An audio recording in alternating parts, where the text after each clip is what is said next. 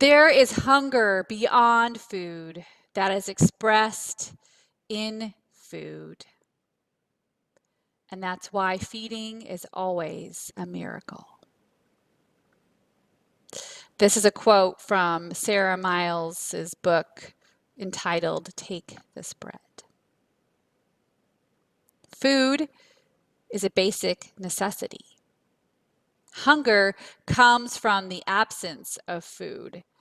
Hunger results not only in an empty stomach, with hunger comes the lack of focus and suffering of the body and soul. With hunger comes hopelessness, and with hopelessness comes desperate choices, making considerations that you wouldn't have otherwise. When I think of hunger, I think of Hagar, the mother of Ishmael. Her story is in the book of Genesis. Hagar was the servant of Sarah and Abraham, whose body was used so that Abraham and Sarah could have a son, which was all well and good for Abraham and Sarah, until, just as God had promised, Abraham and Sarah had their biological child. And it was then that Hagar and her son were banished from the camp. Hagar and Ishmael were left to wander the wilderness. And eventually they ran out of food and water. And eventually Hagar could no longer stand the cries of her child. And so she put him under a bush. And then she went off about a distance of a bow shot. For she said, "Do not let me look on the death of my child." And she lifted up her voice and she wept. When God heard the cries of Ishmael, God provides water for both of them. The story of Hagar and Ishmael ends like this: God was with the boy, and he grew up. And he lived in the wilderness and became an expert with the bow. And then eventually Hagar finds him a wife for the land of Egypt. Hopelessness. That is what happens when there is hunger. In the Lord's Prayer, Jesus says that we are to pray, "Give us our daily bread." Jesus understands hunger. Jesus understands enough. A better translation for daily bread is, "Give us bread for the next day." We are to pray that we have enough, no more, no less. And notice the prayer does not say, "Give me my daily bread." No. It says, "Give us our daily bread." Give us the bread we need for the next day. The biblical understanding of enough is justice. It's about a just sharing and receiving. Arthur Boers, in his book, Lord, Teach Us How to Pray, A New Take on the Lord's Prayer, wrote that the United States has an overdeveloped sense of need.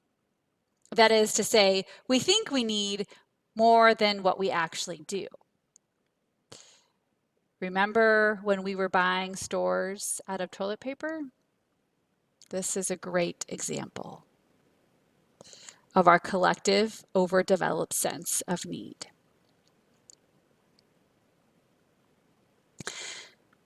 Now, I do want to say that the Shalom community is a generous community. When there is a need, we go beyond what is expected. Remember when I challenged us to make immigration kits, one per household, which would equal about 100. And then we made over 120. Or when we were asked by our elementary school to provide popsicles and ice cream sandwiches for the kids, we filled our freezers. There was more than enough.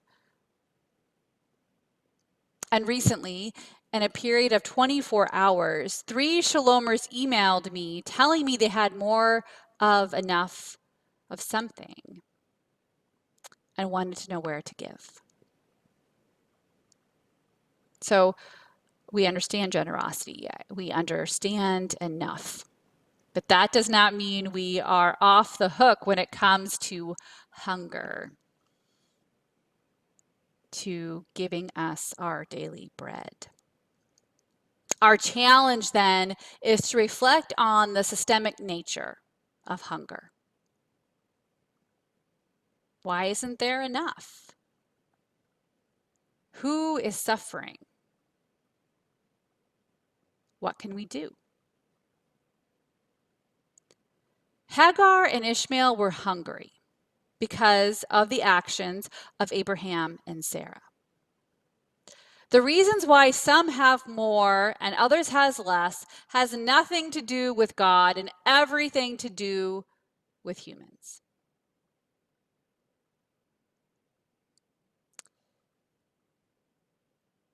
What follows this devotional is a video from Feeding America.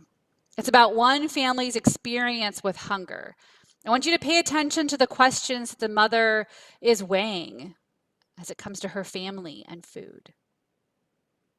And I invite you to include in your prayers this week, give us our daily bread. May it be so. As a mom, I want to be able to give my children the things that they need, and one of the primary responsibilities of a mom is to feed her kids, and that is hard to do on a budget. The things that are less expensive are the things that are less healthy. I want to be able to buy the produce and the dairy that's fresh and healthy. I want them to be able to have the energy that they need to run around and play. My name is Brittany. My husband is Clint. We have 2 little boys, and we love spending time together. Things were really tight, and one of our neighbors mentioned the Utah Food Bank brought food to our neighborhood, and there was a whole truckload of food. I was really excited and humbled someone would be willing to donate all of that sort of thing and that we could have that. When we say that we're homeowners, people think that we have it made, that we don't struggle with money, but we do. Bills are really tight. We still have to make those choices and live on a budget. I use coupons. I do babysitting for the neighbors during the day, and I work at night. My husband has a college degree, and yet our income is still in the poverty level. Last year, we didn't turn the heat on during the winter. We had a little space heater that we used, and we all slept in the same bedroom. It's a terrible feeling as a mom, but it's a reality. Do you get the medicine? Do you get the fresh food? Do you get the pair of shoes? Or do you send them to school in November with sandals? I couldn't possibly tell you the difference it has made in our lives, that I have felt like a better mother, that I've been able to provide more for my children. The money that we were able to save on our groceries has helped us to be able to get back on our feet.